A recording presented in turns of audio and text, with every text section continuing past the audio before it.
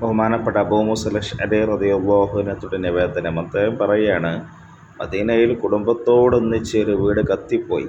ഈ വിഷയം നബി സല്ലല്ലാഹു അലൈഹി വസല്ലമ തങ്ങളോട് പറയപ്പെട്ടപ്പോൾ മുത്തുനബി സല്ലല്ലാഹു അലൈഹി വസല്ലമ തങ്ങൾ പറഞ്ഞു, ലക്കും, ഈ തീ എന്ന് പറയുന്നത് നിങ്ങളുടെ ശത്രുവാണ്. മനുഷ്യനെ ബുദ്ധിമുട്ടാക്കുന്ന ഏറുന്നു മനുഷ്യന്റെ ശത്രുവാണ്.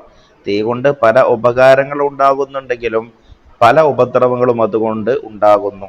അതുകൊണ്ട് തന്നെ ഫൈദ നിംതും ഫത്ഫിഉ അൻകും, നിങ്ങൾ കിടന്നുറങ്ങാൻ ഉദ്ദേശിച്ചാൽ അതിനെ കെടുത്തി കളയണേ എന്ന് മുത്തുനബി സല്ലല്ലാഹു അലൈഹി വസല്ലമ തങ്ങൾ പറയുന്നു. അടുപ്പിലും വിളക്കിലുമൊക്കെയുള്ള തീ അണക്കാൻ ശ്രദ്ധിക്കേണ്ടതാണ്.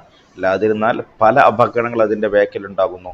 മാത്രമല്ല, മോട്ടോർ പോലത്തെ ഓഫാക്കാതിരുന്നാൽ പല പ്രശ്നങ്ങളും പല ബുദ്ധിമുട്ടുകളും തീ പിടുത്തവും സ്ഫോടനങ്ങളൊക്കെ ഉണ്ടാകാൻ സാധ്യതയുള്ള ഇലക്ട്രിക്കൽ ഉപകരണങ്ങളും ഓഫാക്കാൻ ശ്രദ്ധിക്കേണ്ടതാണ്. എല്ലാവിധ ആഫത്ത് മുസീബത്തുകളിൽ നിന്നും അല്ലാഹു തആല നമുക്ക് രക്ഷ നൽകി അനുഗ്രഹിക്കുമാറാവട്ടെ. ആമീൻ. അസ്സലാമു അലൈക്കും വറഹ്മത്തുള്ളാഹി വബറകാതുഹു.